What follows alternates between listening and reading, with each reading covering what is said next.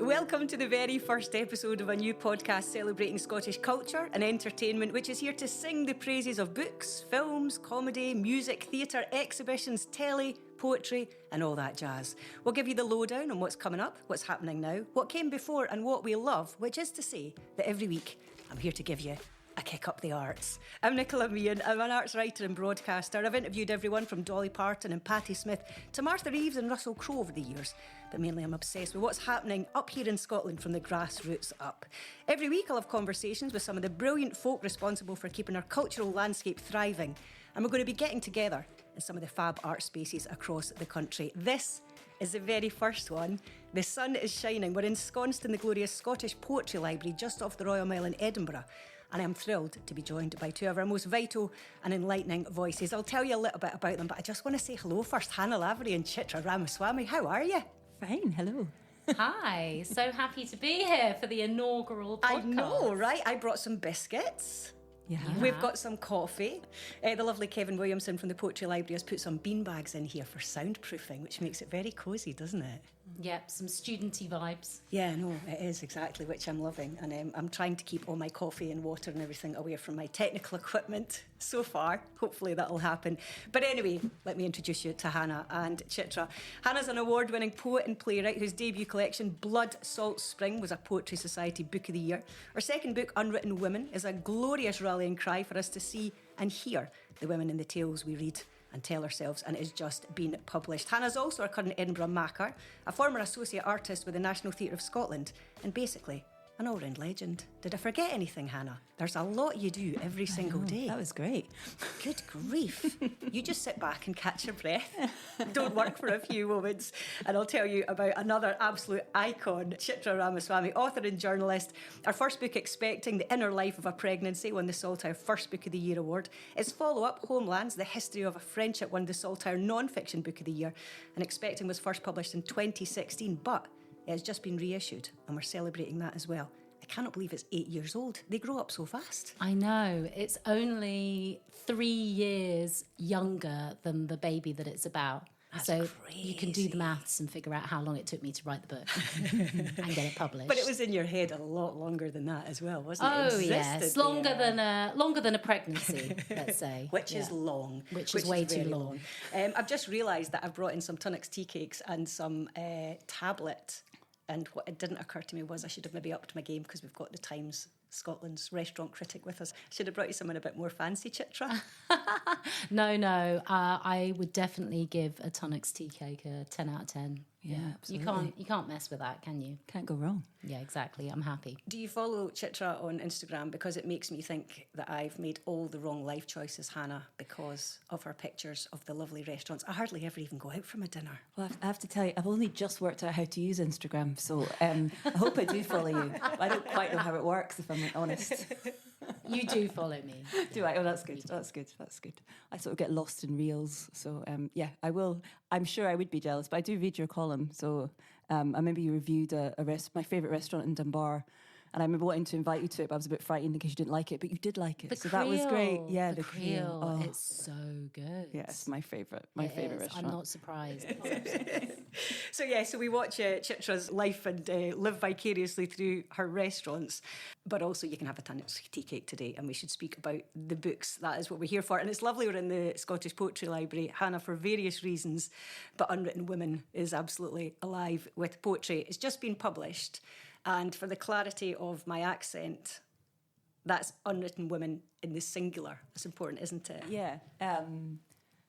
Yeah, it is. I suppose the idea was that I was trying to write about women in the margins and the edges, and I think it felt to me the singular was really important because so much, especially if you're kind of from what they call marginalised communities, or I quite like the global majority, we often feel like that burden of representation, so it felt important to sort of make the women within that book feel singular.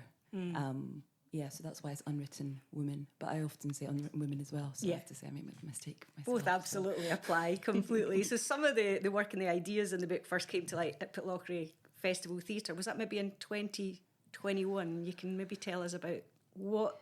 Because it was almost like you got this idea, this rereading of Jekyll and Hyde, but you've not really been able to let it go.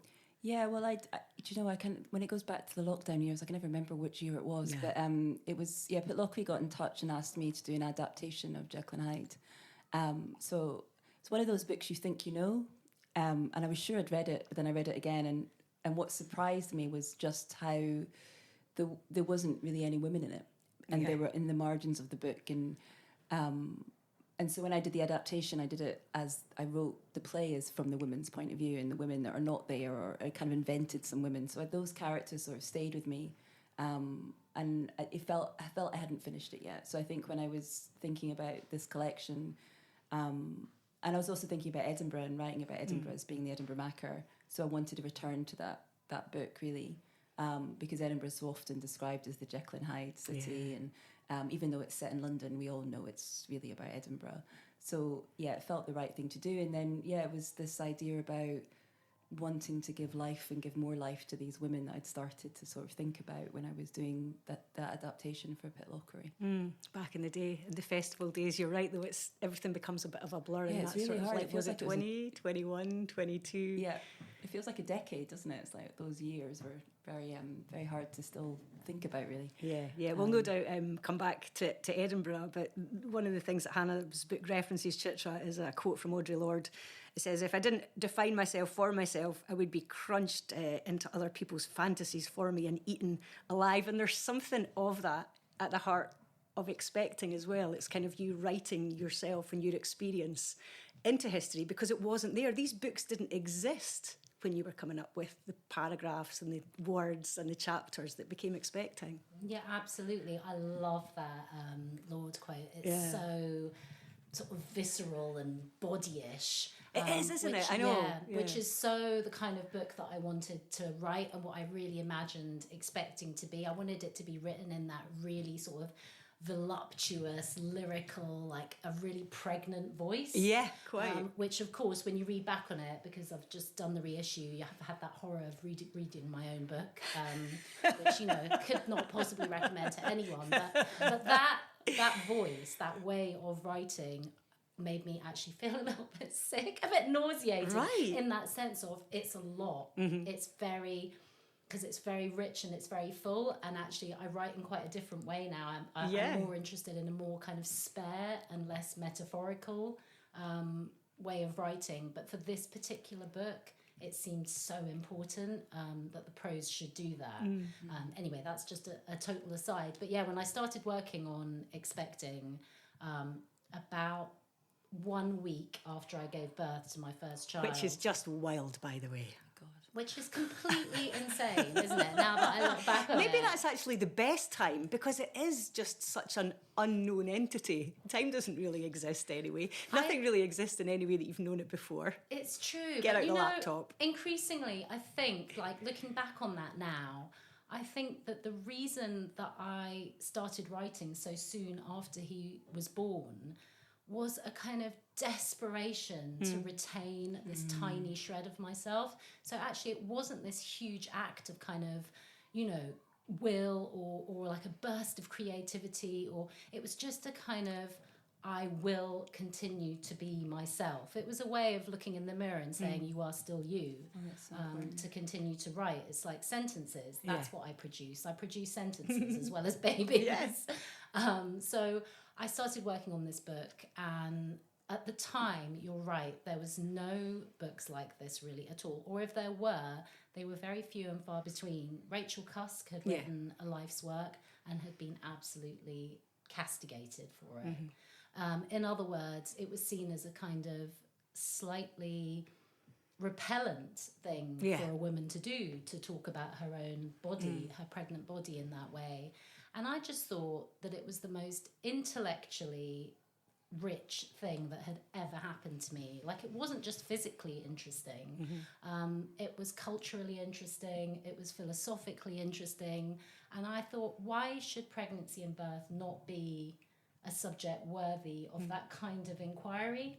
I wanted to take it sort of seriously in that way and look at kind of representations of pregnancy and birth in literature and film and visual art, and so that's how the book happened. It's wild because it's only when I read the kind of afterbirth, as you call it, the new introduction to this reissue, that I realised, you know, how much that has changed since. Because I think of something like Maggie Nelson's The Argonauts, which of course is a stunning book, but the fact that it was all there, and it's been a really, really fertile way of creative kind of non-fiction and delving into life experience since. None of that existed at the time. Motherhood didn't exist. The hot milk didn't exist. These things weren't on the library shelves. They weren't in the bookshops. There was not a literature at all. And I mean, that's why, you know, I got the most hilarious rejection letters. Did you? When the manuscript, the first few chapters went round, that everyone came back and said, you know, fascinating subject, well written, all the rest of it, but it's a bit niche. And I just thought, that is hilarious. Not only, I mean, even if it was just going to be of interest to pregnant people. Yeah, that's still quite a lot. That's still a lot. But the fact is, we have all been born. Yeah. So it's like the most unniche. It really is one of the great universals. It's like writing about love or war or death. Yeah, quite. Writing about birth, you know, it is one of the great universals. So... Yeah. To me, that was misogynistic in itself, really. I mean, to call that niche, though, I think that's reflective of something utterly wild, but also it tells you something about the publishing industry. But it has changed since then, in that we see so many more of these books and so many more of these stories. But there's also the aspect of rereading. So you said there that wasn't really an entirely pleasant experience for you. But there's the rereading of other texts, which is maybe a little bit of an easier way in. So were you going back to Jekyll and Hyde, Hannah, did you just keep going in and finding these women on the margins and bringing them in? Because even on first or second reading, you don't always necessarily get the same thing or even find them. You've got to look so hard. I think I've described this book as, especially that because the book comes in two sections, but that first section about Jekyll and Hyde was almost like an exercise in reading. Yeah. And what struck me, I think, this is a real... work of the canon. We're we're always given, like I did English literature, and it's a sort of book that you're given. This is the book about humanity. This is who we are. So but I always felt when we read, especially as women from minorities, is we're kind of reading from the edges. We're trying to find ways where we exist in a text. Yeah. But we're also doing this great act of imagination, trying to imagine ourselves into people who are not us. So there was a sense of me wanting to write as that reader, so looking at that text going, where are the bits that I'm connecting to and where are the absences I'm noticing? Yeah. So that was the sort of exercise in rereading. But there was moments in the book when I first read it about the little girl at the beginning of the book who gets trampled on, who we never hear about again. There was the part towards the end of the book, Dr. Jekyll's maid screams hysterically, and it's just there, and I thought, well, why is she screaming? So there's all these questions that kept arising and thinking about, and then the big thing about for me was that idea that when men are discovered as being monsters, that there's always a thing where it seems that men, and when I use that in the kind of general term, are really surprised. But there's always a lot of women who are not surprised. Yeah. So it's that idea about what did the women know about this kind of duality, and then looking at what is the duality of women, and thinking about actually, is the duality of women something around living in a kind of patriarchy and a misogyny and living with male violence, where we have our hidden self as the anxious self, as the one that's always kind of hyper alert to danger. So looking at that duality rather than the duality that's in the book, where there's this sort of the dual human is the good human and the one that wants to be bad. I thought once if it's about the duality for women is the one who is looking at if they're safe. Yeah. So there was something about that in it. So I think it was rereading it and being really present in that rereading as a sort of a woman and as a woman of colour, thinking about how do I exist in this text and what is the act of imagination.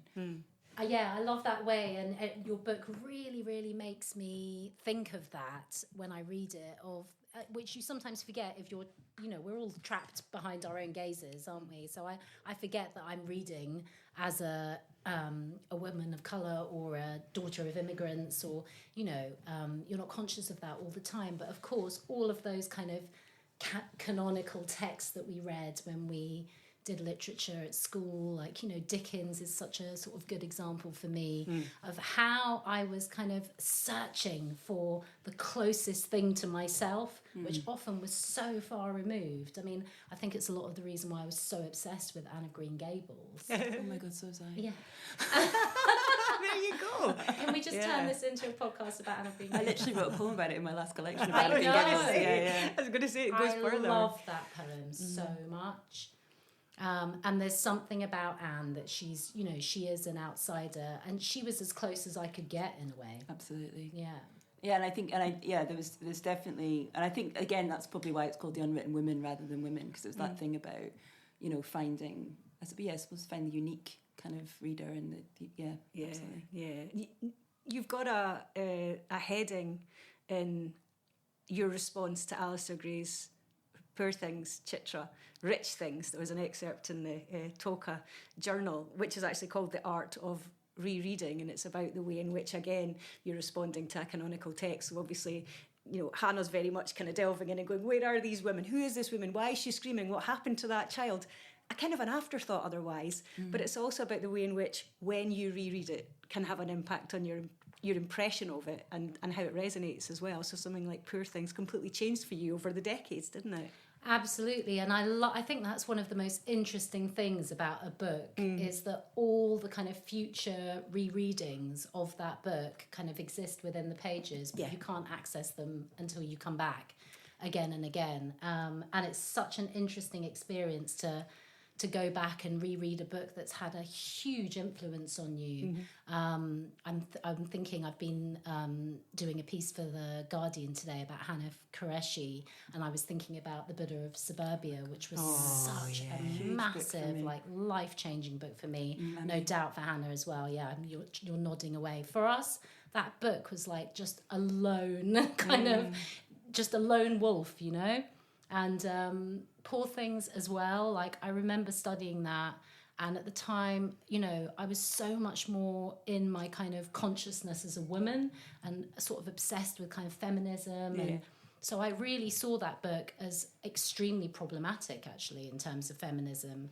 And I completely missed all of the context of colonialism, which is a huge subject in that book. But my political consciousness was not there yet, so I couldn't retrieve that from the text, but it was there waiting for me to come back to it and find it there. So, when you then reread Expecting, was it still about what you thought it had been about? Ostensibly it's very much about something very, you know, the topography and the landscape of pregnancy, but what was it like going back to it? Because your memory of a book and then delving back in can be two completely different things.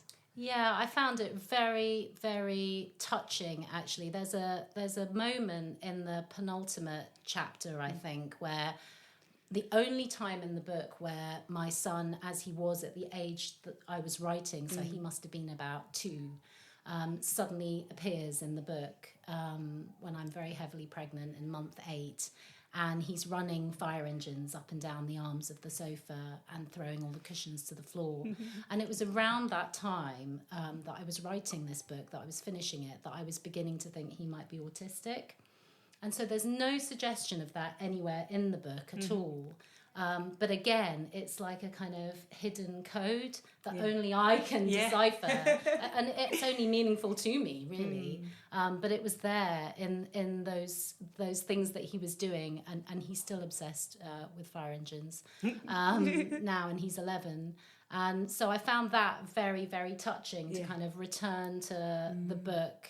And I think that's something that's very particular probably to memoir, to writing memoir, because, you know, it documents a very specific time. And I wanted Expecting to do that as well, to be a document of a pregnancy happening in this particular body at this particular time, in this particular kind of culture and political moment.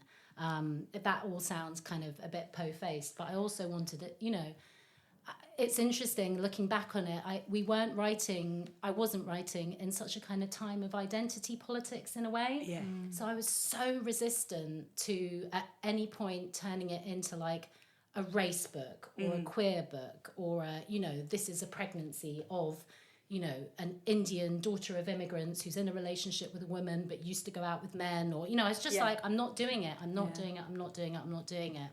And I kind of love that.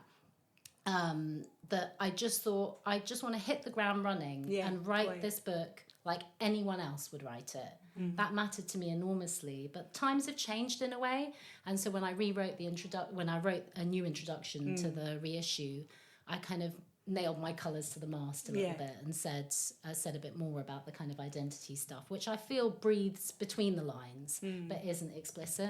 No, it is there, but you're right, it's not you weren't going in with that agenda. I feel like you were writing it from your personal It's kind of interesting, that idea about motherhood as well, as our kids get older, is actually we start to reflect upon our motherhood differently, and like those questions about identity become kind of, because you're sort of sending them out into a world in the way, whereas that. So that's really, like it does feel, as you get older, your kids get older, that almost those things become more intrusive into that, which is really interesting. I think that's really, really true. And this was so much a book about me than it was a book about the sort of act of motherhood, because I hadn't really experienced it yet, or I was experiencing it in such a live way that it wasn't in that book. And, pregnancy's like that, isn't it? That it's very quickly eclipsed by the enormity of motherhood. Absolutely. But actually, it stands alone as a very rich, interesting experience that I think is not written about enough. Yeah, I think you're absolutely right. And there's something I thought when you were saying earlier about that thing about the grief of motherhood, is like, it is a sort of, I remember those early days, it was like grieving a part of yourself that you hadn't quite realised you were going to lose. And that was like the mother sort of kind of almost supersedes your sort of, and I thought that was really powerful. You talked about having to write as a way to sort of hold on to yourself in some level too. Yeah, it's a crisis really, isn't it? When you have your first child, there's a huge identity crisis that happens. You know that first day when you were like that first day in the labour ward, and everyone starts calling you mother. Yeah, and you're like looking over your shoulder for your mum. And I was in complete denial for like most of my pregnancy. Like I didn't even tell anyone until I was about 5 months pregnant. It wasn't really that obvious, and I was just really. I was just paranoid that something was going to happen, so I was kind of quite worried. I kind of worried through it, so much so that when it got to the kind of the labour ward, or it got to the kind of the delivery, and at that point you're like, I'm pregnant. I think you all need to know. nearly, because they went. The kid was born, and they were like, "What is it? What is it?" And I literally was like, "It's a baby." I just couldn't get my head around it. I hadn't allowed myself to kind of believe it might happen. Yeah. So it's the kind of shock of that as well. So I'm just looking forward to kind of the tea and the toast, but them calling you is a very, very odd thing, because you think, give me a minute, I'm not quite there yet. Okay, we're two people now. But it's not that simple. I remember swatting up for birth like it was an exam, and nothing went the way. I had like files for different people in the room. I had like instructions from the midwife, instructions from, it was like I was so organised, and then it all went out the window. Yeah. And I remember thinking, you can't really swat up for this. No.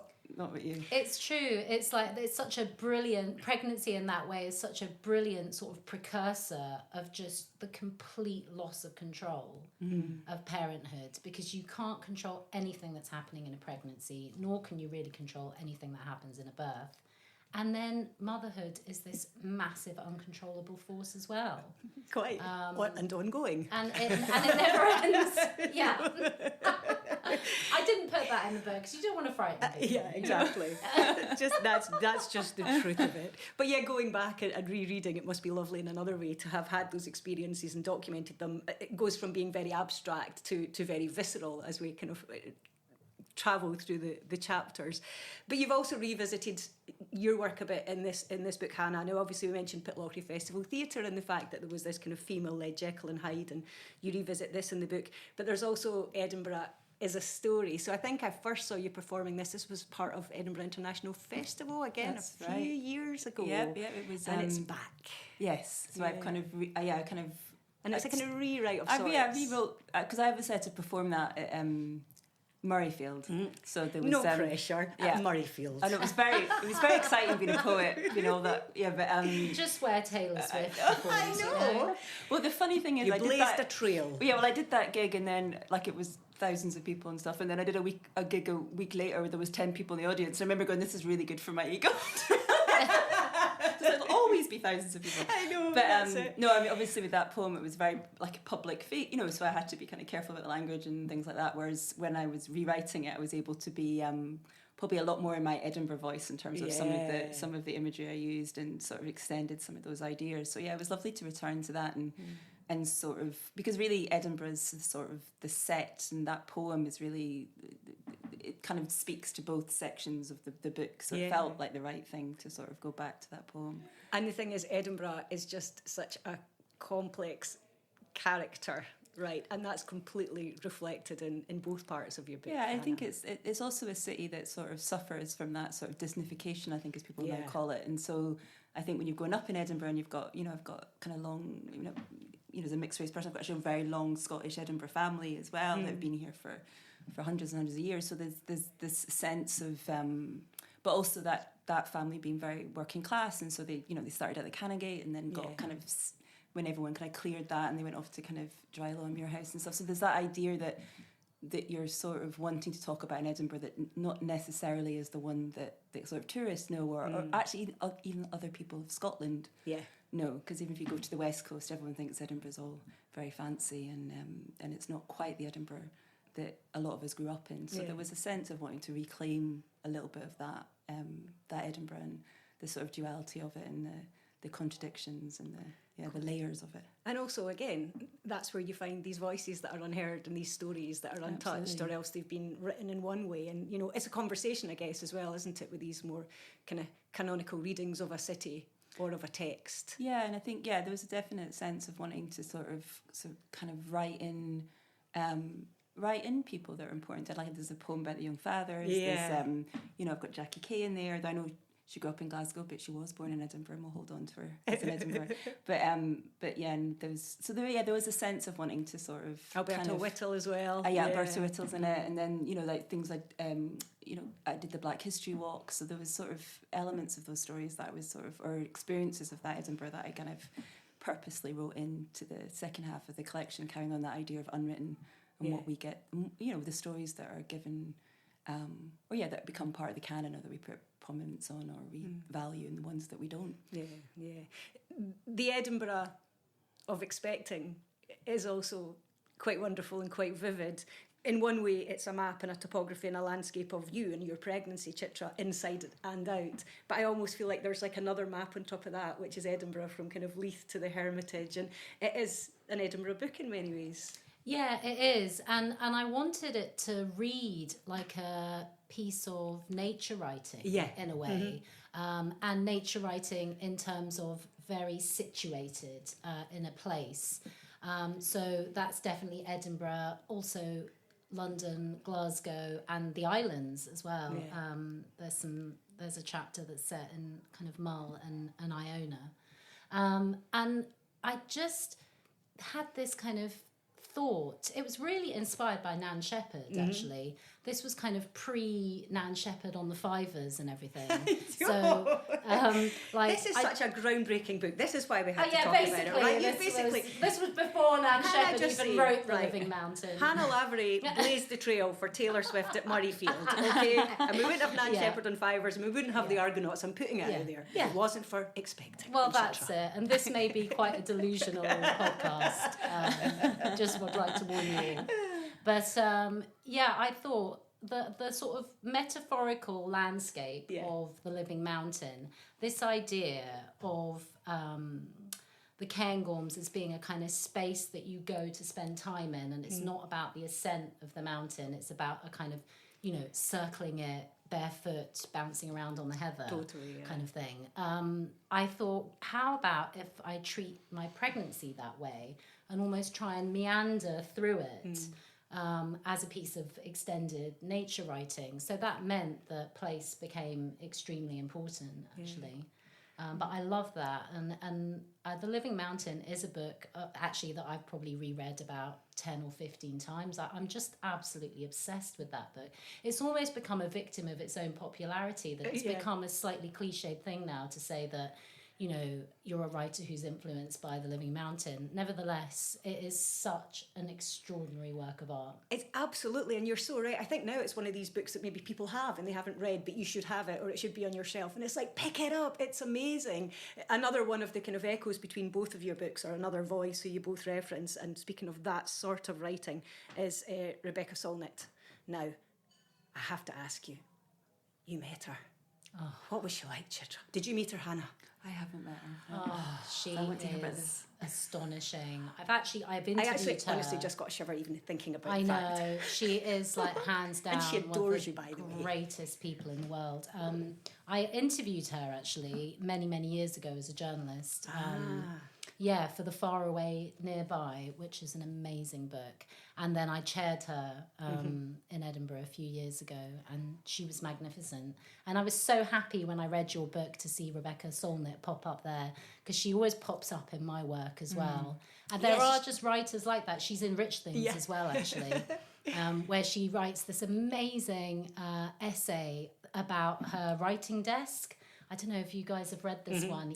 Where she kind of goes and into the history of her writing desk and how she acquired it, and almost like the cost. What are the costs of writing these words that she writes?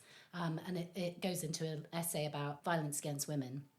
It's an amazing work. I think she's been a huge influence. The singer-songwriter from Fife is Ann Tyler. She's got a song about Rebecca's desk. So it obviously touches a lot of us. But I love this quote. So this is for Homelands. Beautiful in unusual and wonderful ways, beyond the grace and magic when its prose rises almost to poetry. Rebecca Solnit on Homelands. I know. I'm a lucky girl. But the ideas, when I first started reading, I think The Far Away Nearby was maybe what I picked up first. The way in which she just writes about the experience of what's around her is utterly wonderful. And I love that in different ways it's echoed in your work as well, Hannah. I think a lot... I think for me, there's so many writers that become my heroes. Like I always kind of think of them as, like I have them up on my, I often have them on my desk. I have like a little row of books on my desk when I'm writing that become like my courage, I suppose. And I think with Rebecca, it felt like, it felt like I got a lot of courage from her kind of bravery in her writing and the things that she was interested in. And I often collect sort of heroes like that with them. Like Jackie Kay, I think, is a big hero from me. And so, yeah, I think that... and maybe that's also the idea of having Audre Lorde and Rebecca Solnit in my collection as quotes, was also that sort of idea of challenging the idea of what is the canon, like who, you know. So I think there's a bit of that going on with that. But yeah, I definitely feel that there's so much of her writing that sort of resonates but really gives you courage to say the things, or says things that you've been thinking but haven't quite articulated yet. And so, yeah, really important. And also the way you say them, you know, the sort of style in your book, if you like, or the style of your poetry. I read an interview where you said, I hadn't intended them to be experimental in any way. They come as they come. Yeah, absolutely. I mean, they come and then I do a lot of work on them. Just let's make sure that's clear. That's another one. That's another one bashed off in 2 minutes. Just make sure that no one does that. But yeah, no, I think there is a sense. I always feel like... I think a lot of my writing, it feels like it kind of calls to me rather than you know, there is a lot of craft in it, but that initial sort of moment where a poem comes to you feels very I don't know, it feels kind of a bit eerie, like there's something. So you know, sometimes I'll get a line that will just sit with me for ages, and I'll just start to... I often wake up from a lot of the times I'll go to sleep with an idea, and then I'll lie in bed and it'll all start to form, and I have to rush down and get it written down. And but yeah, I don't think I think some writers are very, you know, wanting to push the boundaries or feel very conscious that they want to do something stylistically, and whereas this book, I think, is probably, you know, I had a wonderful editor in Joelle Taylor that really pushed me to push my poetry as far as it could go, and I really sort of got really excited about what poetry would look like on the page, and so there was a lot of kind of experimentation, I suppose, in the editing, but I was never purposely trying to create something that the poem wasn't asking for, if that makes sense. Totally. You're coming to the end of your tenure as Edinburgh Macker, is that right? I don't know quite exactly what the date is. Is there a I'm fluid? sort of, I think it's October sometime. Yeah, so I think it's sort of the beginning of October. So it's been a 3-year term that you get. So I think that the next Macker will be Michael Peterson. It's been a wonderful kind of. How much has that shaped, would you say, the nature of this book of Unwritten Women, or even just the way you've seen the city because of the roles that you've had, and I guess the people you've spoken to as part of that? I mean, I think a lot of my work always has quite a strong relationship with Edinburgh, so I think it's always been there. But there was a definite when I was writing this book, I knew it was going to come out and be part of a sort of celebration of my Mackership, and so there was a sense that I wanted Edinburgh to be really present in that, and my experiences of being in the city. So there's definitely poems that are, there's a lot of poems that are directly about Edinburgh and reflecting on that. And like the big Macker project that I did was looking at disrupting the narrative project that was part of the kind of Edinburgh Council's work on decolonisation and the work they're doing around the work they're doing around Edinburgh's history with slavery and colonialism. So I kind of visited museums and looked at different objects, museums, and I did the Edinburgh Black History Walk as part of that project. So those poems exist in this collection. But I think the Jekyll and Hyde stuff really came out of like sitting with the Writers' Museum and just walking the city and really wanting to sort of engage with that. And I think that began with the Edinburgh Story poem. I suppose it does have that relationship with my Mackership, but I think, to be honest, I wonder whether this collection was always asking for me to write it. I think I was always wanting to talk about what Edinburgh meant to me, because it's the place I'm rooted in, and there's that looking at how you belong to a place and what that means. That again is reminding me of something that you have in the new introduction to Expecting, Chitra, where you say, I've always got lots of ideas, and I have always had lots of ideas for books in my head in some sort of an abstract way, but Expecting was the first time you thought, this is it. I think you used the word viable. You're like, this, you could see it happening. There was a clarity there. It had to happen. There was, and I think part of it was to do with the structure, that, a pregnancy's got this kind of completely unsurpassable structure of 9 months. And so that was such a gift, I now know, from having written another book, that I had no, template to kind of hang it on. It was so amazing to know that each chapter would take a month of pregnancy. It would follow, a month in terms of where you're at in the year, and that it would culminate in childbirth and then a baby. So that only happens with that book. That's never going to happen to me again, which is a shame. I think structure is important in some ways, but it's so interesting hearing Hannah talk about how ideas come, and that sense of kind of getting into bed and stuff starting to form, and it's so mysterious, really.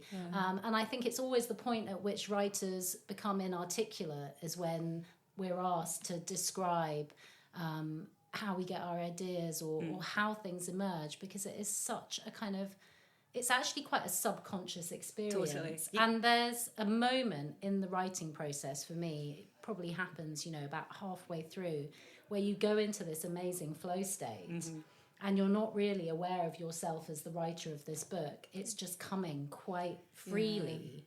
And you have to trust that, because it's often where the best stuff is. At the start of a book is so painful for me, because I have to write so badly in order to write well. To get it down there. To get those words on the page. But it's also what I always find interesting is that you finish writing something and you think, God, I'm really original. Where did this idea come from? And then you look around and there's like 10 other people that are writing the same thing. You think, we all must have picked up whatever. So I think there's a sense that even though you're not aware of it, we're all sort of picking up what's going on in the world. So, there's always that thing we go, there's 10 books about this come out at the same time. It's because we all exist in the world. So that I think there's that kind of rejection of some sort of genius. I think we're just, I think artists and creatives, I think we're just quite open to the world we're living in the moment we're living in. So I think a lot of it I can see kind of afterwards that's come from that. I'm like, I've been picking up a lot of stuff that's been flowing, flowing around that I hadn't necessarily been completely aware of. And I think you're right, it's a very sort of, kind of slightly spooky. There's like a moment when you're writing, and then when you finish writing and you're sort of having to kind of shake yourself off and go, where did I go? Where was that happening? So Trusting the magic of it. I mean, I've never written anything nearly as long or anywhere as wonderful as either of you guys, but even when I was writing features for the Herald constantly, and I would get to a point where I would maybe have the bulk of it, but I couldn't solve the problem of the ending, or there would be something. I would just go for a walk and be like, go and do something else, do not think about it. And every single time without fail, it would come to me. The kind of problem, if you like, would be solved. It's just take yourself away, totally trust your subconscious. Also, I don't trust my conscious mind at all, apart from to tell the time, which I can see is running out. So very aptly, given what we've been talking about, we're going to have to wind this up because we've all got to go and get our bairns from various schools and things across the country. But before we do, is there anything else you want to tell me about? I think there's lots of secret things happening. Are you writing away? Or have you both got any events coming up? Yes, I do. I do have some events coming up, but I can't. Yeah, I've got some. Probably check out my website because I'm going to update it, which I need to do. Okay.